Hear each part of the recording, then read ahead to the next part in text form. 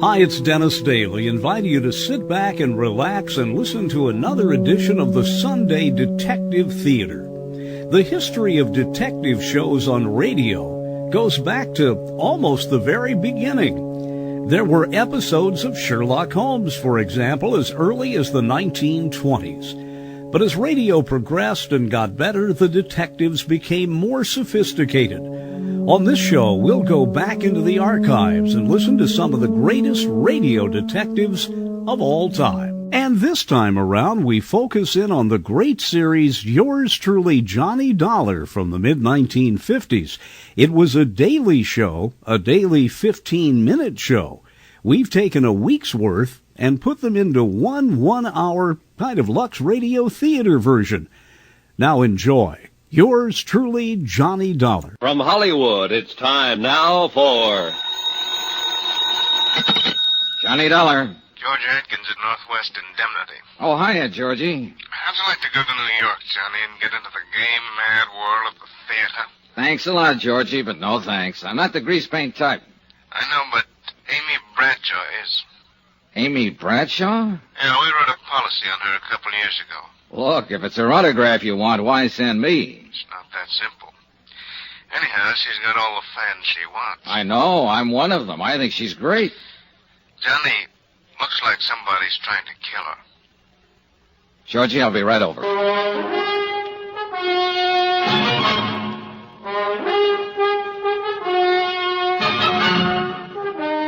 Tonight and every weekday night, Bob Bailey in the transcribed adventures of the man with the action-packed expense account, America's fabulous freelance insurance investigator. Yours truly, Johnny Dollar.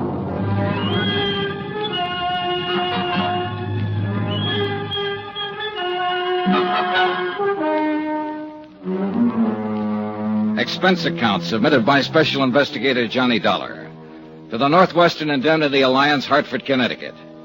The following is an accounting of expenditures during my investigation of the Amy Bradshaw matter. Expense account item 1, $16.50. Transportation and incidentals to New York City. I checked in at the hotel and then went over to the Criterion Theater on West 44th, where Amy was starring in a play called The Unguarded Hour. David Coleman, the director, was standing in the wings watching the third act on stage. David Coleman? Yes? I'm Johnny Dollar, insurance investigator, sent over by Northwestern Indemnity. Oh, yes, Mr. Dollar. I called them. Let's go over here where we can talk. Okay. How's the play going? Well, 22 weeks now. Been going along just fine until this business came up. How did it start? Last evening, just before curtain time, I dropped by Amy's dressing room. She looked, well, strange. How so? Pale, trembling. She was staring at a note in her hand. It sounded like some sort of crank note. You know, you are an evil woman. You will be punished by sudden death, unquote. Have you reported this to the police?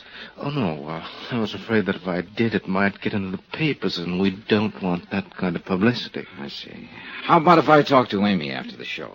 I told her you'd be down, and she'll talk to you. All good. Well... Mr. Dollar, the strain of this whole thing's beginning to show up in her performance. She's making mistakes, and it rattles the cast, especially the young ingenue, Sheila Mitchell. Mm-hmm. Well, I'll see what I can do. There's always the possibility that it is just a crank note and that Amy will never hear any more of it.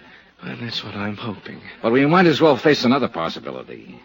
That somebody close to Amy is using the crank note as a cover. Has that thought ever occurred to you? Why, no. No, it hasn't. I waited for Amy Bradshaw in her dressing room at the theater. 50 minutes later, after the final curtain, she swept in. Oh, there you are, Mr. Dollar. I'd never seen her from closer than the 15th row before, and needless to say, I was Did you see the impressed. show? Ghastly. But I didn't have a chance to say Didn't so. you think the second act I didn't have a sad chance when to we say rushed anything.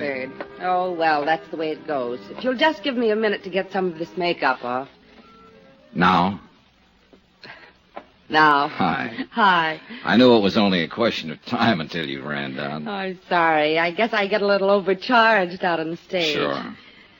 Listen, it's nice meeting you, Mr. Dollar, and I know why you've come down here, but I think you're wasting your time. Oh? This whole thing's really pretty silly, you know. I hope so, Miss Bradshaw. You mean Amy. Okay, Amy. See, look, how about having a drink with me somewhere? We can talk about it. I'd love to, but I'm afraid I have a date tonight. Could we make it tomorrow, maybe? Sure, okay, anytime. Excuse me. Come in. Oh, Mike. Oh, hello, Amy. I'm sorry, I didn't know you had company. That's all right. This is Johnny Dollar. Johnny, Mike Pomeroy, my agent. Mr. Pomeroy? How are you? What'd you think of it tonight, Mike? Well, they seem to like it okay. Oh. Tell you what, Amy, I'll see you tomorrow, eh? Tomorrow, Mike? I've got a few things I got to take care of tonight. Contracts to go over, you know, things like that. Oh, of course. Well, glad to meet you, Dollar. Night, Amy.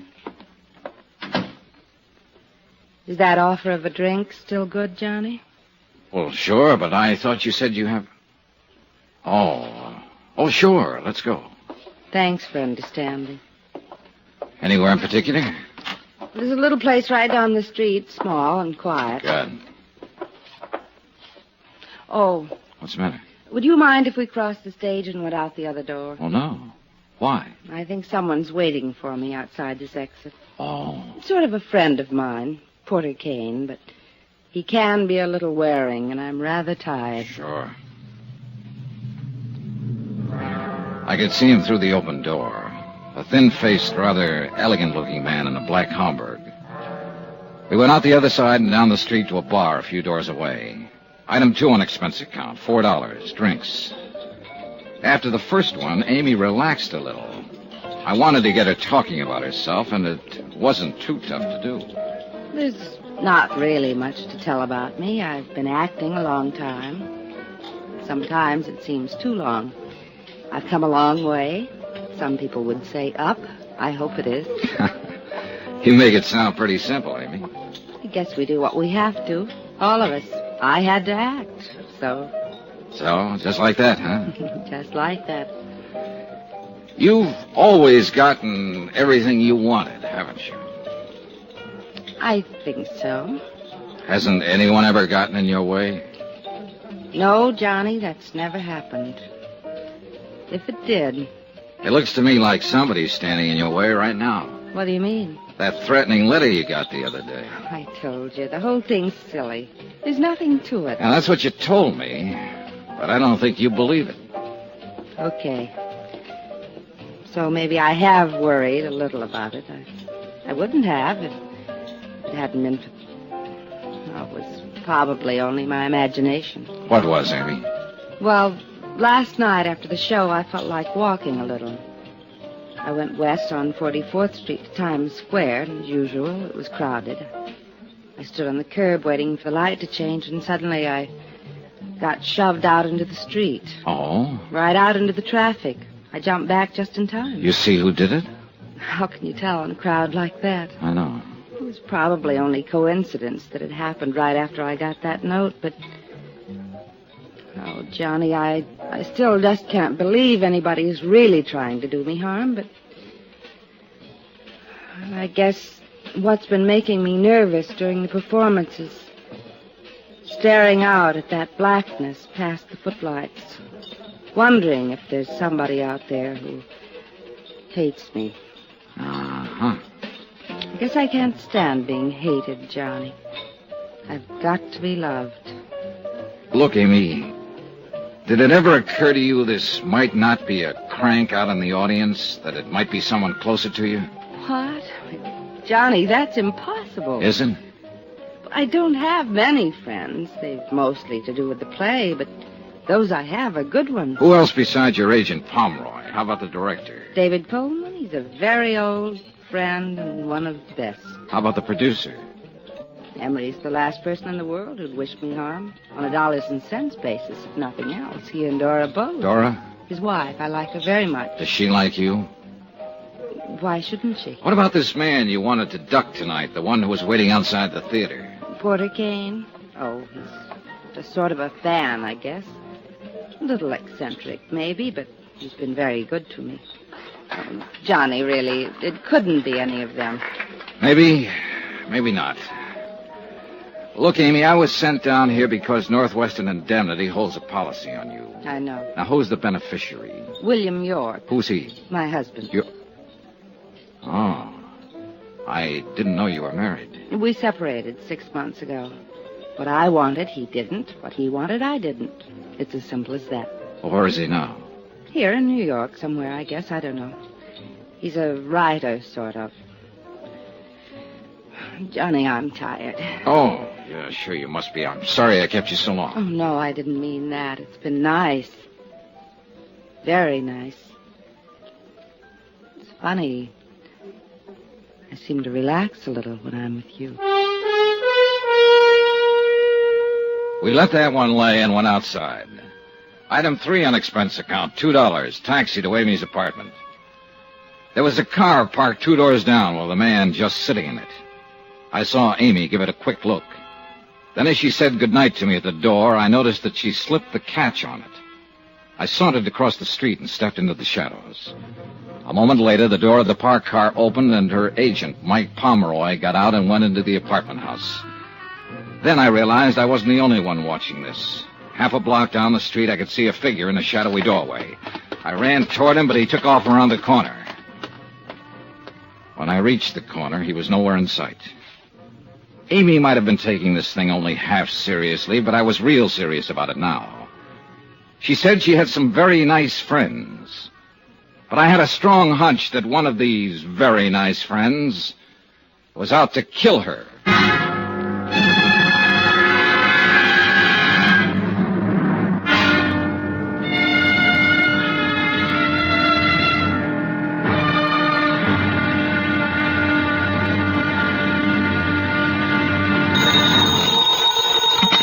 Johnny Dollar. Al Santella down at precinct headquarters, Johnny. Oh, hi, Al. Sorry I missed your call a few minutes ago. What's on your mind? An actress named Amy Bradshaw. Amy, one of my favorites. Me too. But right now I seem to be looking for a guy who doesn't feel that way about her. Huh? Al, it looks like somebody's trying to kill Amy Bradshaw. Better come down here and tell me all about it. Al looked about the same as the last time I'd seen him. Rugged, confident, maybe a few pounds heavier. Sit down, Johnny. Sit down. Thanks. Something about Amy Bradshaw, you said. Yeah. Didn't know you were a friend of hers. Northwestern Indemnity holds a $25,000 life insurance policy on her. Here, take a look at this note. Amy got it several days ago. You are evil. You will be punished by sudden death. Oh, come on now, Johnny. A couple of nights ago, after the show, somebody shoved Amy off the curb and out into the traffic over in Times Square. Well, the same thing happens to me almost every time I'm around Times Square. You know what I smell in all this? Oh, sure. You probably smell a publicity stunt. I sure do. You think I'd fall for a thing like that? You known Amy Bradshaw very long? No. I'd seen her in a few shows, but last night was the first time I'd ever met her in person. If I didn't know you pretty well, I'd say you might be getting a little stage struck on her. Uh-huh. What about the man who trailed Amy to her apartment last night? Oh? Who? I don't know. I chased him, but he had too much of a lead on me. I still wouldn't go jumping to any conclusions. Who you got to work on, for instance?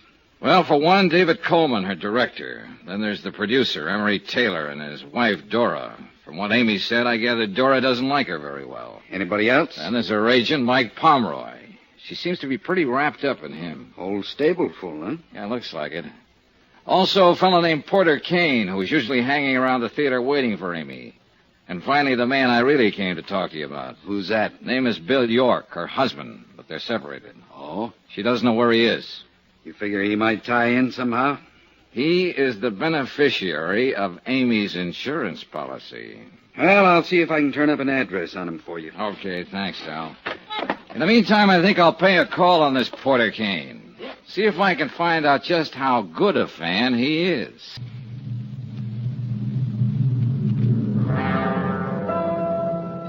Expense account item 6, $225. Cab to the apartment of Porter Kane in the East 70s. It was an expensive-looking place. I got there about noon, but Porter Kane was just finishing breakfast, accompanied by Chopin. May I offer you a cup of coffee, Mr. Dollar? Oh, thanks. A black, please. Yes. Now, you came to see me about Amy Bradshaw, I believe. That's right, Mr. Kane. I represent Northwestern Indemnity Alliance. They hold a policy on Miss Bradshaw. You perhaps want some sort of character reference on her? You, might put it that way. Well, in that case, you couldn't have come to one better qualified than I. You see, Amy is my career at present. Afraid I don't understand, Mr. Kane. Well, some years ago, I was relieved of the sordid but customarily necessary task of working for my bread and butter. The result is that I've been able to devote myself to a fascinating hobby. What kind of a hobby? I collect things. Oh? The objects of my interest vary, but they all have one thing in common. Oh? This signet ring I'm wearing, for instance. Yes, I noticed it. Very unusual. The crest is that of the Medici family, Renaissance Italy. The only ring of its kind in the world, so far as any of the authorities on that period are aware. That vase on the table, the painting on the wall, that sculpture. One of a kind, huh? Precisely. Which brings us quite logically to Amy, who is clearly one of a kind. So? So I plan to add Amy to my collection. Just like that, huh? I'm certain Amy will see it my way in time. And I have time. Now, if you'll excuse me, I must dress for the matinee. Will I see you again, Mr. Dollar? Yes. You probably will, Mr. Kane.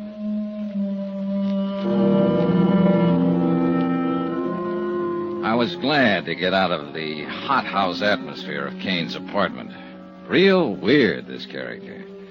And I had a hunch I'd better keep an eye on him. Item 7, $1.65. Cab fare that evening to the Criterion Theater. I arrived half an hour before curtain time and headed for Amy's dressing room. Then as I approached her door... You listen real careful. I'll give it to you once again. You've been tossing wrong cues to Sheila for 3 nights now. You've been doing everything you can to upstage her and make her look bad. Mike, it's just that I've been nervous lately. Maybe I have made a few mistakes in my life. Amy, you know I've got plans for Sheila, and I don't want her looking bad in this play. You've got plans for Sheila. What about us? Amy, we can talk about that some other time. But for now, I just want you to understand. You're to lay off Sheila. I mean it. Is that a threat, Mike? Take it any way you like. It sounded like Pomeroy was coming outside, so I ducked around behind a piece of scenery and waited a moment. Then I went back to Amy's door. Oh, Johnny. Hello, Amy. You look tired. I am. I just had a little go-around with Mike. Pomeroy? Uh-huh. I've been fluffing some of my lines lately. He seems to think I've been doing it deliberately to make Sheila Mitchell look bad. But he's wrong. Have you found out anything yet, Johnny? No, not much. I still can't believe there's anything to it. It's so silly to let it upset me. Silly even to give it a thought. Well, try not to, Amy. Let me worry about it. All right. Did I ever tell you it's nice having you around, Johnny? I left the dressing room and started for the alley door, but somebody stepped out in front of me. It was Mike Pomeroy. Hello, Dollar. Oh, hi, Pomeroy. I was just talking to Dave Coleman, the director. He told me he was the one who sent for you. He told me why. You didn't know about the threatening letter Amy got? No, I didn't. Look, Dollar, every actress I've ever known has gotten at least one note like that during her career. You don't think this should be taken too seriously, then? No. Amy's pretty nervous these days, and as long as you're around stirring things up, she'll be worried about it. If there's anything to be done about it, I can handle it. In other words, you want me to mind my own business, that it? You said that, Dollar. I didn't. It might not be a bad idea. Funny thing. When somebody tells me to lay off a case, my interest in it always doubles. After the final curtain, I went backstage to wait for Amy. The stage door was open, and I could see Porter Kane waiting in the alley outside. So I went over to him. Well, Mr. Dollar, good evening. Hello, Kane. On duty again tonight? Perhaps that's one way of putting it. I thought I might have a little chat with Amy after she's changed. I'm afraid she has a date. Oh? Do you happen to know with whom? Yeah, me. Mr. Dollar, are you suggesting that I'm to regard you as some sort of rival? Not at all, Kane. I'm just suggesting that I'm a friend of Amy's. I see. Good night, Mr. Dollar.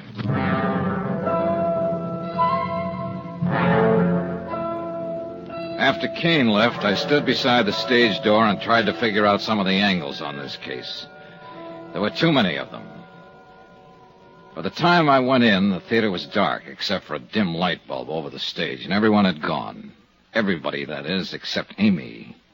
I ran into the darkened theater. She was standing horrified next to the stairway by the dressing rooms, her eyes fixed on something that lay on the floor. Johnny, I was on my way out to meet you. I heard it swish through the air. This heavy sandbag, it barely missed me. Oh, Johnny! Stay back against the wall, Amy. You'll be okay there. I climbed the long ladder up to the catwalk above the stage where they sometimes use the sandbags to balance hunks of scenery. It was dark up there. I started edging along the catwalk. Suddenly, my foot hit a loose board. I almost lost my balance. A loose board that could have been left for me. And it was a long, long drop down to the stage. Whoever had been up there knew the theater pretty well. Finally, I went back down to Amy. She was trembling. Johnny? It's okay, Amy. It's okay. Johnny? Maybe I didn't take it seriously before, but I do now. Somebody dropped that sandbag from up there deliberately. Somebody is trying to kill me, and I'm scared, Johnny. I'm scared.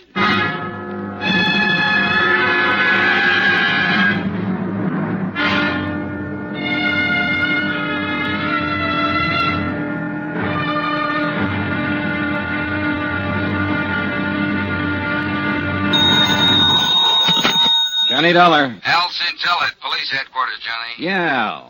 You hear what happened at the Criterion Theater after the show last night? I was off duty when you called, but Sergeant Rogers gave me a fill-in this morning.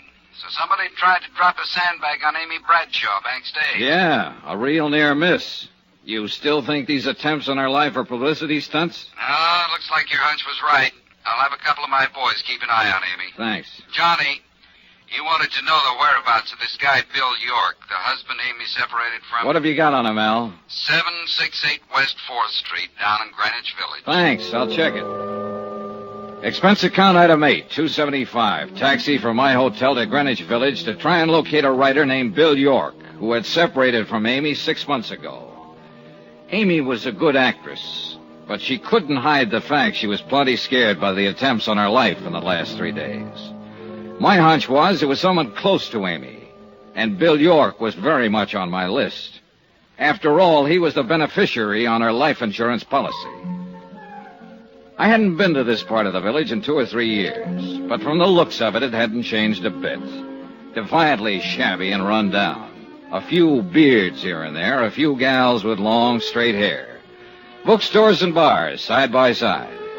I checked at the address Al Centella had given me. It was a beat-up old rooming house.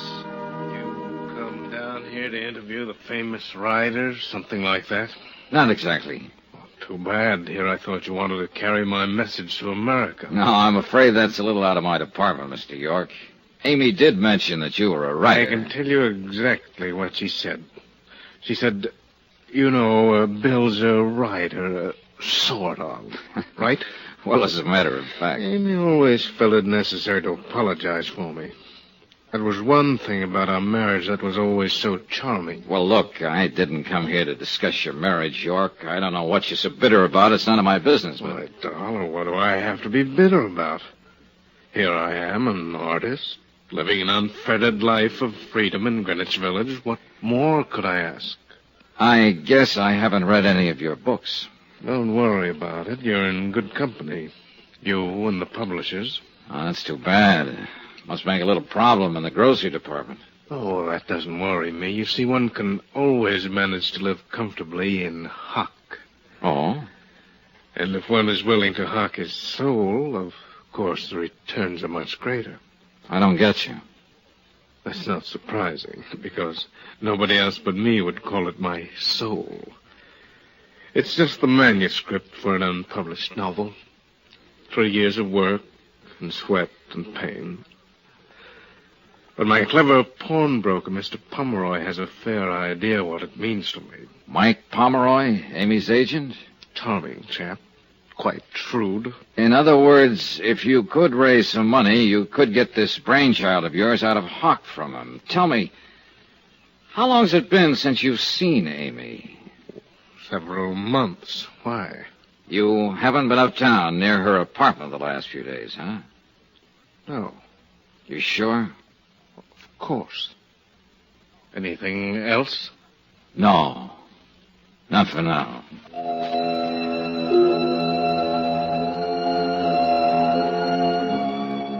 I was getting nowhere in my attempt to find out who was gunning for Amy Bradshaw, and I knew it.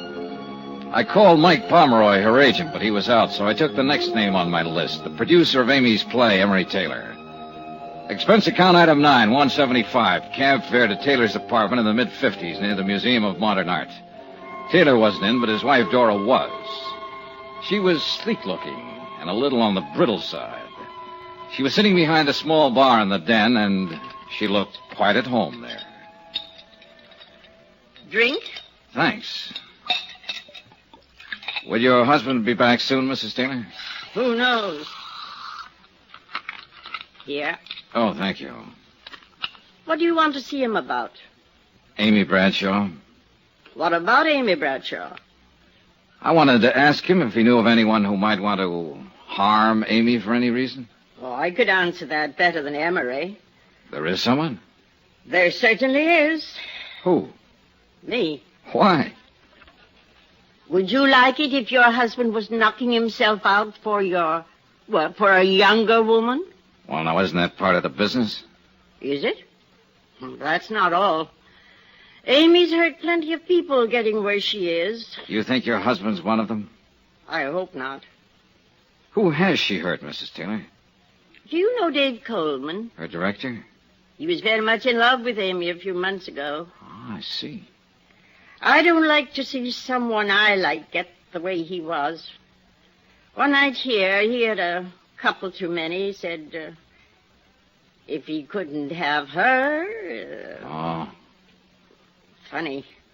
How quick he got over it, though. Never says anything about it anymore, huh? Not a word. What about Porter Kane? Oh, you've met him. Is he one of them that Amy's hurt?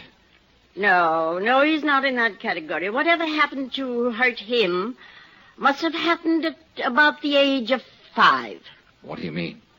Oh, isn't that when most of our troubles start? I wouldn't know. I once paid a psychiatrist $500 to tell me that's when mine started. Your troubles? Sure. Can't you tell, Mr. Dollard? I'm the mixed-up type. Aren't we all, Mrs. Taylor?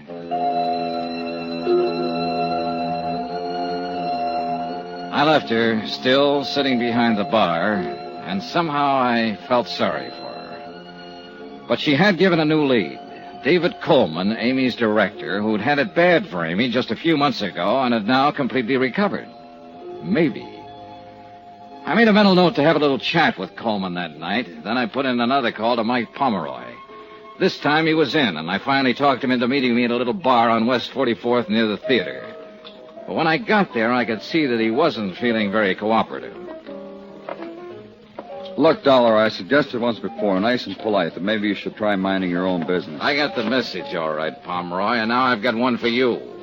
I am minding my own business. This is what I was hired to do. The insurance company I represent holds a pretty hefty life insurance policy on Amy. And if she's in any danger, they want to know about it. But I told you before, I think this whole thing's pretty silly. I had a talk with Bill York, the writer, this morning. Even though he and Amy are separated, you know, he's still the beneficiary on her policy. So? So he says he's in hock to you. He's a bum. He wasn't doing Amy any good. She was worrying about him. When they split up, I told him as long as he stayed away from her, didn't try to see her, I'd keep him in groceries. I see. But naturally, I wanted some security. The manuscript of his book, for instance?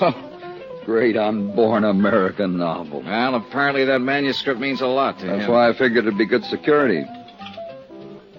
What's the matter, Dollar?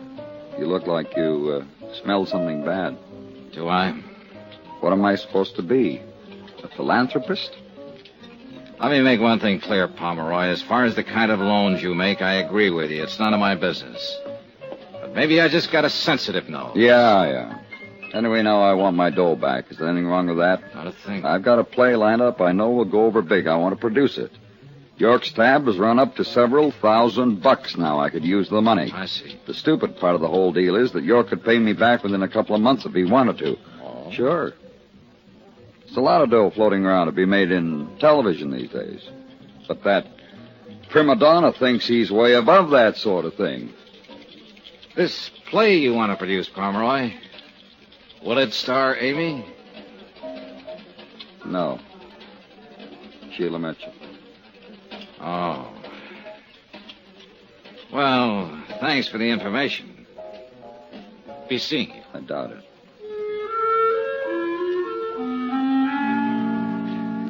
On my way over to the Criterion Theater, I thought about Pomeroy, a rugged customer. And I felt he was one more who wouldn't let anyone stand in the way of anything he wanted to do. After the show, I picked up Amy backstage and took her back to her apartment. She looked very tired and didn't say much. We said goodnight at the front entrance, and I started walking along the sidewalk. Then I spotted somebody in the shadows across the street again, watching. I could tell from his hat and coat he was the same one who'd been there the night before last. I kept on walking until I reached the corner, then circled halfway around the block to an alley and edged up on him from behind.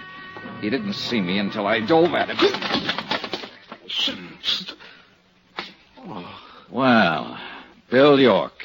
So, what are you doing here? So you haven't been near Amy for a long time, huh? Except tonight and the night before last, watching her apartment. Darling. Come on, York, start talking. And it better be good.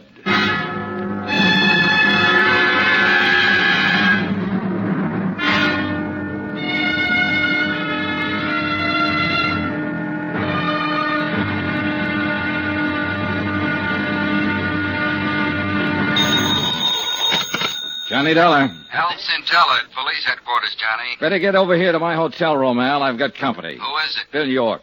Amy Bradshaw's ex-husband? Right. I caught him watching her apartment half an hour ago, and he's the one who was watching it the other night. This time I had better luck catching him. Has he opened up yet? No, but he will. Johnny, take it easy with him. I think he's got plenty to tell us. Looks like he's the boy we're after, Al. I'll be right over. Expense account item 10, $3. Repairs to one coat sleeve. Torn in the process of inviting Bill York up to my hotel room. Look, Dolly, you've got no right to drag me up here to your room this way. York, you're going to sit right here until you open up and tell me all about the attempt on Amy Bradshaw's life. What? You come in. Oh, Al. Hi, Johnny. York, this is Detective Lieutenant Al Centella. Now, look here, Lieutenant, what's this all about?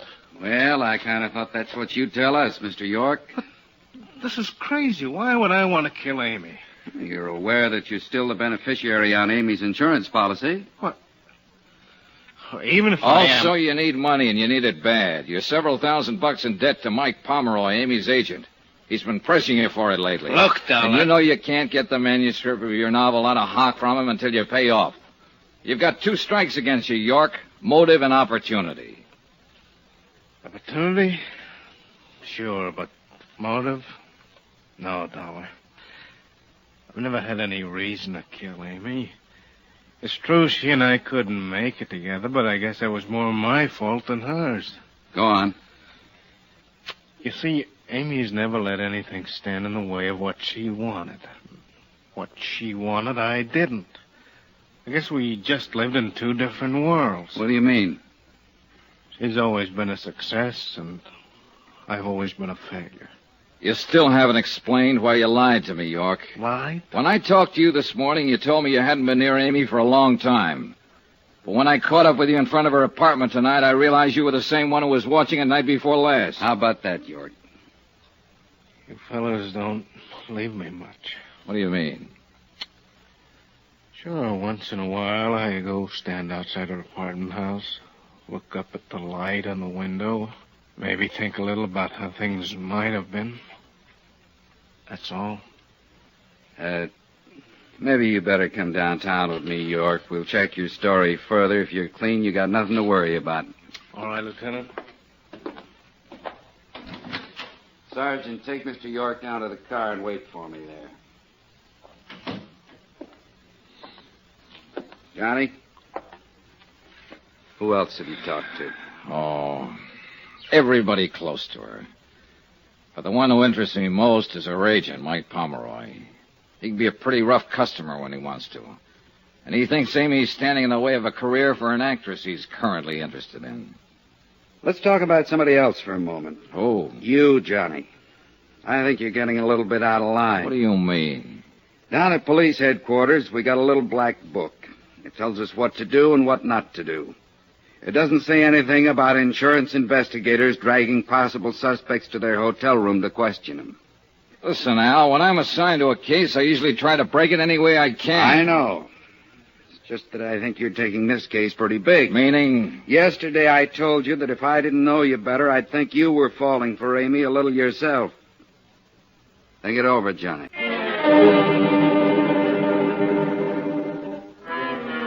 Expense account item 11, $4, drinks. For me. I thought about what Al Centella had said. The possibility I was falling for Amy Bradshaw. Thought about it for 2 hours. Finally, I decided I had to find out if he was right. I went over to Amy's apartment. It was good of you to come over, Johnny. I just can't seem to sleep lately. Yeah. I noticed there's a policeman on duty down in the lobby. Lieutenant Centella arranged for that. It's funny. It should make me feel better, but it doesn't. It just keeps reminding me of it. The threat on my life. I'm glad you're here, Johnny. So am I. Awfully glad. Maybe I shouldn't say that, but... Do you hear any objections? Oh, no. Who could... Excuse me. Yeah, sure. Hello? Yes? Oh, Porter. What? No, I'm sorry. No, really, Porter, it's out of the question. No, Good night, Porter. Kane, huh? Yes, I suppose he means well. But he can be rather annoying. Do you have a cigarette, Johnny? Here. Thanks.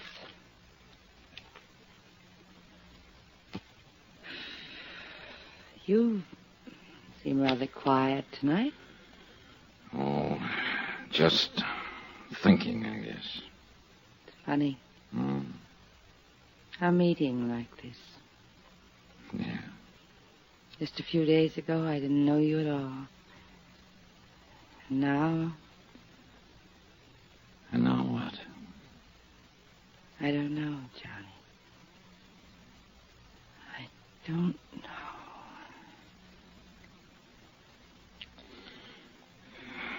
Amy. It was a mistake, Johnny. I'm sorry. Was it? Yes. Johnny, I'm afraid I've hurt a couple of people in the past. I don't want to hurt you. Don't worry, you won't. And that's the wonderful thing about being an actress. You play so many parts. The kiss. That was playing a part, huh? Even if it weren't, Johnny, it'd be no good. There'd always be something between us. It's right over there on the mantel. The clock? Yes. We can't turn it back. If I'd met you a long time ago before, Mike, but I didn't. No. So? Is the clock so bad, Amy? It is to an actress. Sometimes I pretend it isn't there. You ever do that, John? No, it doesn't do any good. But you can try. You can live a whole life trying. Isn't that really what we all do? I don't know. We go along playing our parts, doing what we have to do, pretending the clock isn't there. But all the while it is. And though we keep on fighting against it, we know we can't turn it back. We can't even stop it.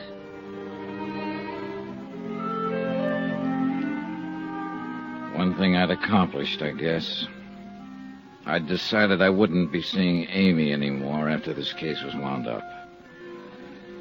Winding it up, though, was another question, and I was still as far from home as ever on it. But I couldn't seem to get Porter Kane and his quaint little hobby of collecting things out of my mind.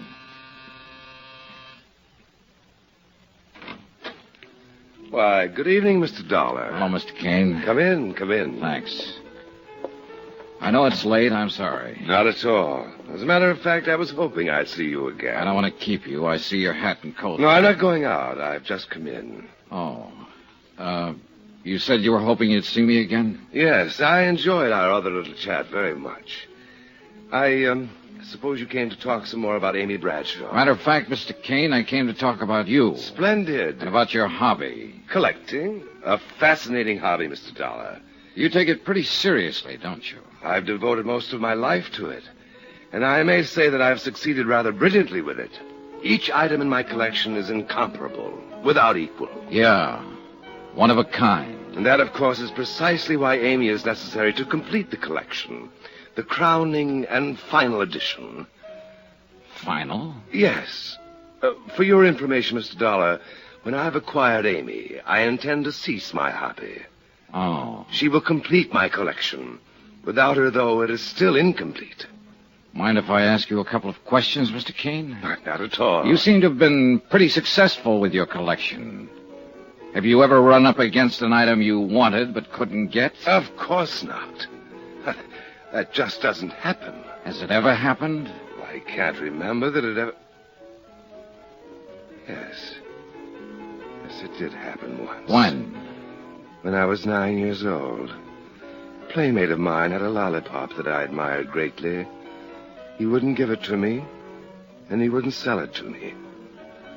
What did you do? I did the only logical thing there was to do. I smashed the lollipop, Mr. Dollar.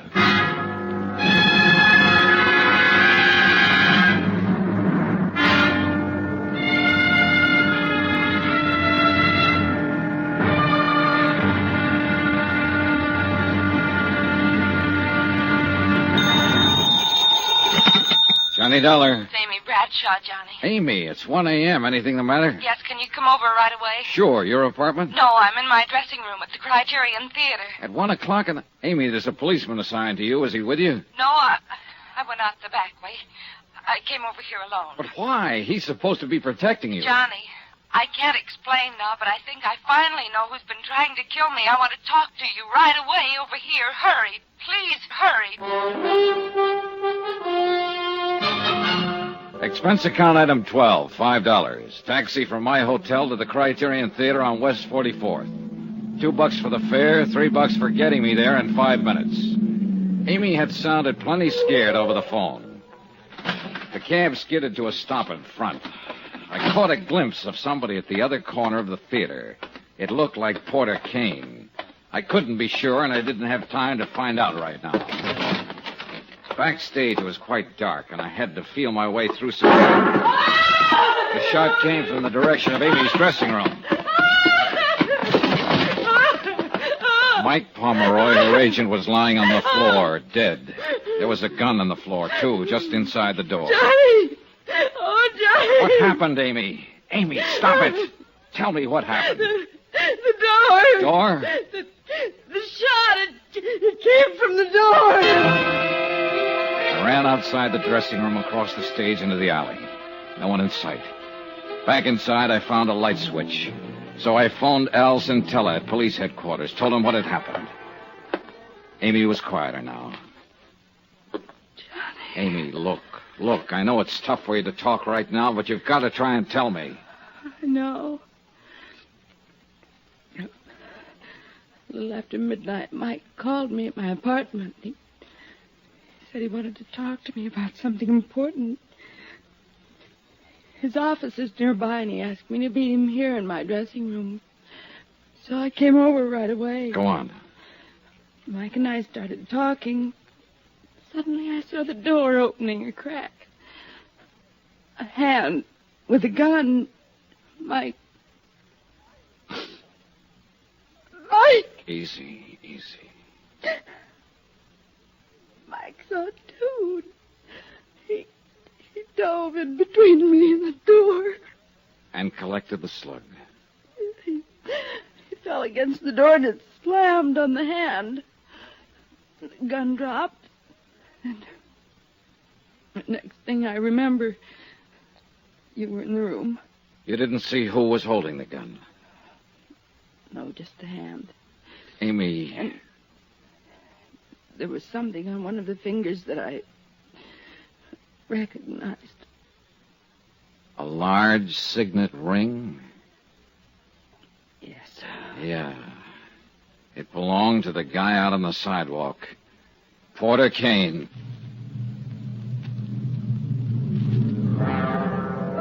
Lieutenant Centella arrived at Amy's dressing room, and Amy repeated her story to him. He sent a couple of his boys out to pick up Porter Kane.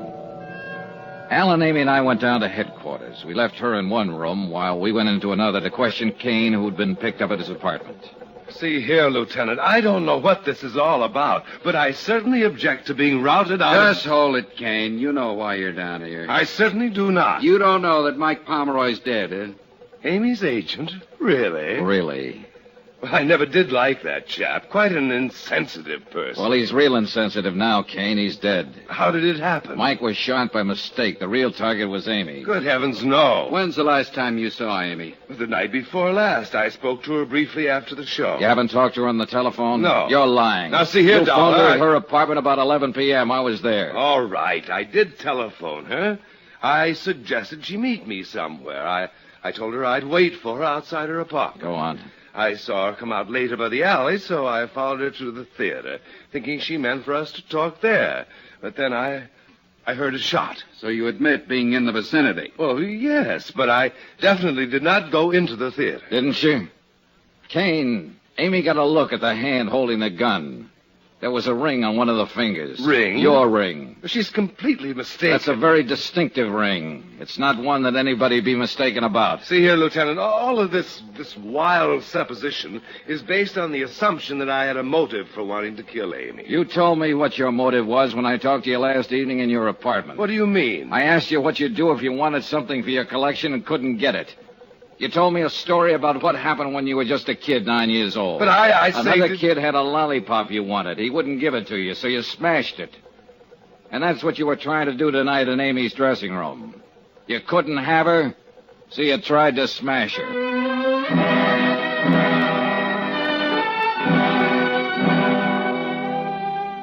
There wasn't much point in my hanging around. So I got Al Centella's permission to take Amy back to her apartment. We could wait there for any new developments.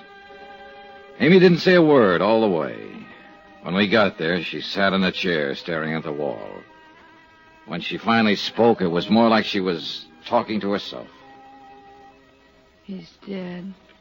Amy. He's dead because of me. Stop talking that way. Mike Pomeroy jumped in the way of a bullet. If he hadn't, you'd be dead. Would have been better that way. Stop it, Amy. Johnny, Yeah. I think... You think what? Oh, just a minute. I'll get it. It was Al Centella down at police headquarters. When he finished talking, I didn't say anything. There wasn't anything to say. After I hung up, I stood there a moment, staring out the window. It had started to rain. I felt old and tired and empty and sick. I went back into the other room again. Amy was sitting there looking at me. Johnny, Yeah, Amy? was that call for me? No. Who was it? Lieutenant Centella. Oh, The gun that killed Mike Pomeroy. There were no fingerprints on it. You said you saw a bare hand with a ring on it holding the gun. A bare hand would have left fingerprints. You killed him, didn't you? yes, Johnny. The attempts on your life, you faked them, didn't you, to convince people you were in danger so you could kill Pomeroy and we'd think the shot was intended for you. Why, Amy? You know why. Yeah, I guess so. You loved Mike. You knew he was growing away from you. So fast. So very fast. You saw him get interested in a younger actress. You knew she was taking your place with him. Mike, I was dead. I couldn't stand that. I really couldn't.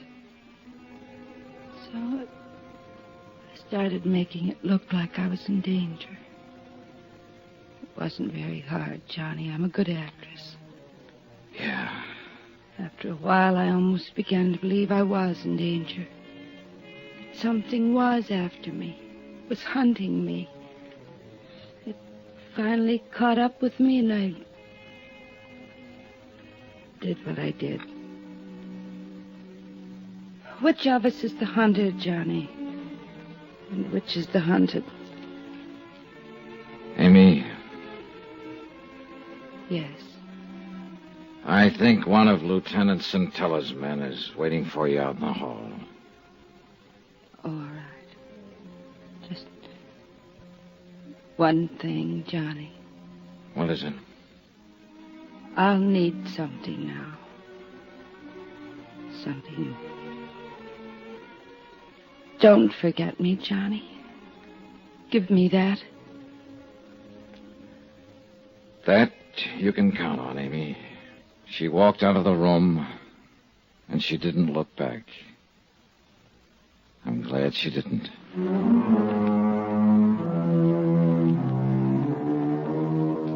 Expense account item 13, $16.50. Transportation and incidentals from New York back to Hartford. Expense account total, $185.20. End of account, end of report. Remarks? Amy repeated her confession to Lieutenant Centella. Her trial's coming up soon. Sweet case. Well, tomorrow's another day. So they tell me. Yours truly, Johnny Dollar.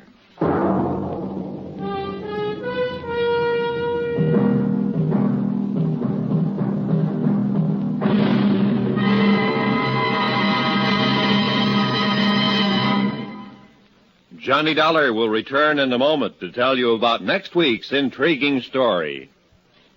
Friends, send for your set of some of the most exciting toys of the year. 6 giant inflatable toys for only $1. Some up to 3 feet tall. You get Bounce-O the Happy Clown, Hoppy the Australian Kangaroo, Roscoe the 2 feet long roller skating bear, Whitey the fat indoor snowman, Mortimer the giant mouse 18 inches long, and last but not least, the great giant talking Santa, a roly-poly giant over 3 feet tall and 32 inches around the belly that actually says Merry Christmas out loud when you pull the tape. That's 6 sensational giant toys for only $1, made of sturdy, gaily colored latex that the kids can easily inflate. Send $1 for each set to Giant Animals, Box 1918, Grand Central Station, New York City. And if you order right now, you get Peter the Rabbit over 2 feet tall absolutely free. If not delighted with your Giant Animals, your money refunded immediately. Order today. You may never hear this offer again. Rush $1 plus 10 cents for packing and mailing and cash, check, or money order to Giant Animals, Box 1918, Grand Central Station, New York City. That's $1 plus 10 cents for each set with your name and address to Giant Animals, Box 1918, Grand Central Station, New York City. Now, Now, here's our star to tell you about next week's exciting story. Next week, a case with a great big question mark. Accident, suicide, or just plain murder? Join us, won't you? Yours truly, Johnny Dollar.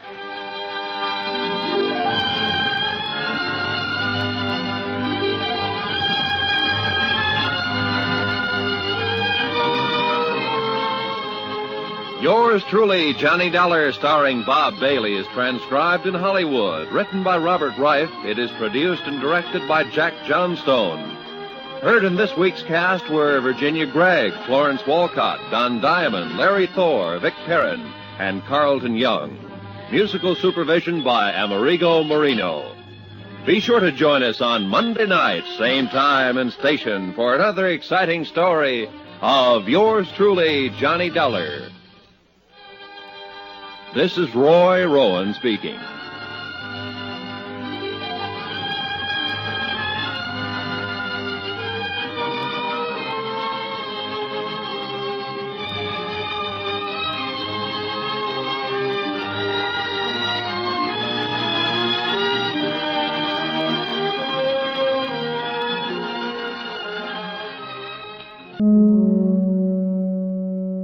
And there you have it.